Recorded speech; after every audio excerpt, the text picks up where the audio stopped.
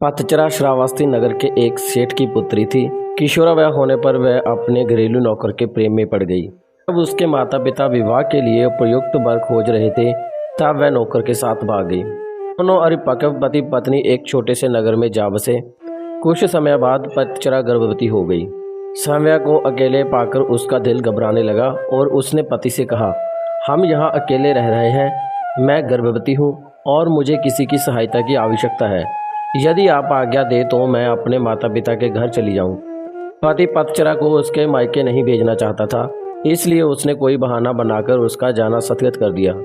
लेकिन पतचरा के मन में माता पिता के घर जाने की इच्छा बड़ी बलवती हो रही थी। एक दिन जब उसका पति काम पर गया हुआ था, तब उसने पड़ोसी से कहा, आप मेरे स्वामी को बता देना कि मैं कुछ समय के लिए अपने माता पिता के घर जा रही हूँ। पति को इसका पता चला तो उसे बहुत बुरा लगा। उसे अपने ऊपर गलानी भी हुई कि उसके कारण ही इस कुलीन कन्या की इतनी दुर्गति हो रही है। वह उसे ढूंढने के लिए उसी मार्ग पर चल दिया। रास्ते में पतचरा उसे मिल गई। पति ने उसे समझा बुझाकर घर वापस लिवा लिया। समय पर पतचरा को प्रसव हुआ। सभी सुखपूर्वक रहने लगे। पतचरा जब दूसरी बार गर्भवती हुई, तब पति संध्या उसे अपने माता पिता के घर ले जाने के लिए तैयार हो गया। मार्ग में जोरों की वर्षा होने लगी।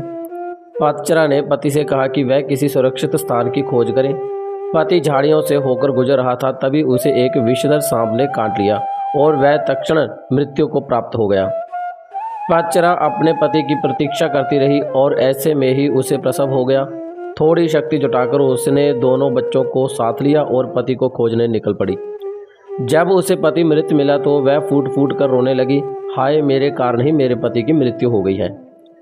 अब अपने माता पिता के सिवा उसका कोई न था। वह उनके नगर की ओर बढ़ चली। रास्ते में नदी पड़ती थी।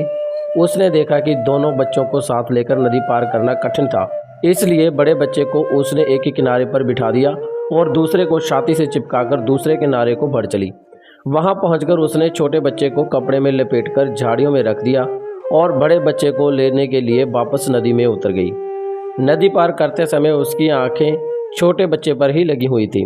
उसने देखा कि एक बड़ा गिद्ध बच्चे पर झटपटाकर उसे ले जाने की चेष्टा कर रहा है। वह चीखी चिल्लाई लेकिन कुछ नहीं हुआ। दूसरे किनारे पर बैठे बच्चे ने जब अपनी माँ की चीख पुकार सुनी तो उसे लगा कि माँ उसे बुला रही है। वह झटपट पानी में उतर गया और तेज बहाव में बह गया। छोटे बच्चे को तो गिद्ध ले उड़ा और बड़ा नदी में बह गया। उसका छोटा सा परिवार पूरा नष्ट हो गया। वह विलाप करती हुई अपने पिता के घर को चल दी। रास्ते में उसे अपने नगर का एक यात्री मिल गया, जिसने उसे बताया कि नगर सेठ का परिवार अर्थात उसके माता पिता और सभी भाई बहन कुछ समय पहले घर में आग लग जाने के कारण मर गए। वह सुनते ही पतचरा पर दुखों का पहाड़ टूट गया। उसे तन मन की कोई सुधा न थी। वह पागल होकर निर्वस्त्र घूमने लगी। उसके मुख से ये ही शब्द निकलते, पति मर गया, बड़ा बेटा डूब गया, छोटे को गिद्ध खा गया, माता पिता और भाई बहनों को चिता भी नसीब नहीं हुई। ऐसे ही विलाप करती निर्वस्त्र घूमती फिरती पतचरा को सभी अपमानित और लांछित करते, यहाँ से वहाँ भगा देते। येतवन में भगवान बुद्ध धर्मोपदेश दे रहे थे। पतचरा अनायास ही वहाँ आ गई। उपस्थितियों ने कहा, अरे ये तो पागल है, इसे यहाँ से भगाओ। बुद्ध ने उन्हें रोकते हुए कहा, इसे मत रोको, मेरे पास आने दो। पतचरा जब बुद्ध के कुछ समीप आई तो बुद्ध ने उससे कहा, बेटी अपनी चेतना को संभाल। भगवान को अपने समक्ष पाकर पतचरा को कुछ होश आया और अपनी नग्नता का बोध हो गया।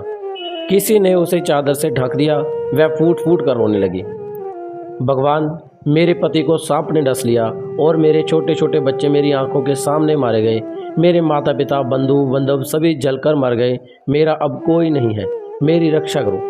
बुद्ध ने उससे कहा, दुखी मत हो, अब तुम मेरे पास आ गई हो। जिन परिजनों की मृत्यु के लिए तुम आंसू बहा रही हो, ऐसे ही अनंत आंसू तुम जन्म जन्मांतरों से बहाती आ रही हो। उनसे भरने के लिए महासमुद्र भी छोटे पड़ जाएंगे। तेरी रक्षा कोई नहीं कर सकता। जब मृत्यु आती है तो कोई परिजन आदि काम नहीं आते। यह सुनकर पतचरा का शोक कुछ कम हुआ। उसने बुद्ध से साधना की अनुमति मांगी। बुद्ध ने उसे अपने संग में शरण दे दी। धर्म के परम स्रोत के इतने समीप रहकर पतचरा का दुख जाता रहा। वह नित्य ध्यान व ज्ञान की साधना में निपुण हो गई।